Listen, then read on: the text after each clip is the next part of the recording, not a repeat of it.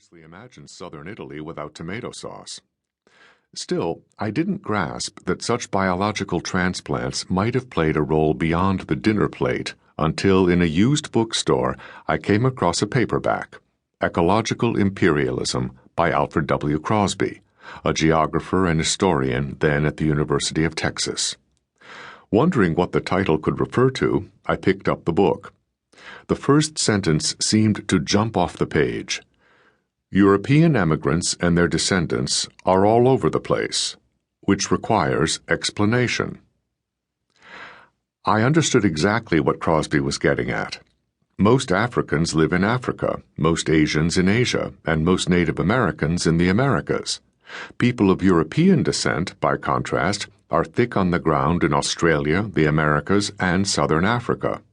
Successful transplants, they form the majority in many of those places. An obvious fact, but one I had never really thought about before. Now I wondered, why is that the case?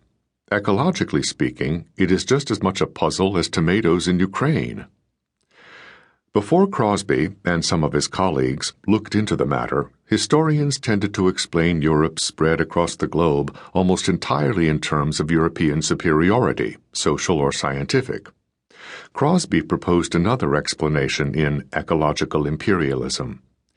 Europe frequently had better trained troops and more advanced weaponry than its adversaries, he agreed, but in the long run, its critical advantage was biological, not technological.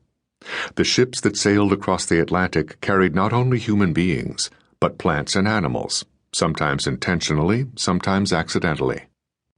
After Columbus, ecosystems that had been separate for eons suddenly met and mixed in a process Crosby called, as he had titled his previous book, the Columbian Exchange.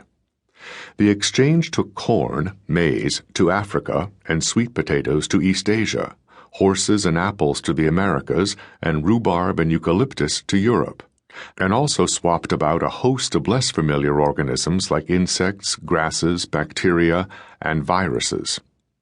The Columbian Exchange was neither fully controlled nor understood by its participants, but it allowed Europeans to transform much of the Americas, Asia, and to a lesser extent Africa into ecological versions of Europe, landscapes the foreigners could use more comfortably than could their original inhabitants. This ecological imperialism, Crosby argued, provided the British, French, Dutch, Portuguese, and Spanish with the consistent edge needed to win their empires. Crosby's books were constitutive documents in a new discipline, environmental history. The same period witnessed the rise of another discipline, Atlantic studies, which stressed the importance of interactions among the cultures bordering that ocean.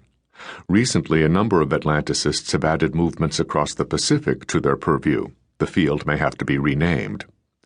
Taken together, researchers in all these fields have been assembling what amounts to a new picture of the origins of our world-spanning, interconnected civilization, the way of life evoked by the term globalization. One way to summarize their efforts might be to say that to the history of kings and queens most of us learned as students has been added a recognition of the remarkable role of exchange, both ecological and economic. Another way might be to say that there is a growing recognition that Columbus's voyage did not mark the discovery of a new world, but its creation. How that world was created is the subject of this book. The research has been greatly aided by recently developed scientific tools. Satellites map out environmental changes wreaked by the huge, largely hidden trade in latex, the main ingredient in natural rubber. Geneticists use DNA assays to trace the ruinous path of potato blight. Ecologists employ mathematical simulations to simulate the spread of malaria in Europe, and so on. The examples are legion. Political changes, too, have helped. To cite one of special importance to this book, it is much easier to work in China nowadays than it was in the early 1980s when Crosby was researching ecological imperialism. Today, bureaucratic suspicion is minimal. The chief obstacle I faced during my visits to Beijing was the abominable traffic. Librarians and researchers there happily gave me early Chinese records. digital scans of the originals, which they let me To keep listening to this audiobook, I've left you a link in the description so you can do it at no cost thanks to Audible's 30-day free trial.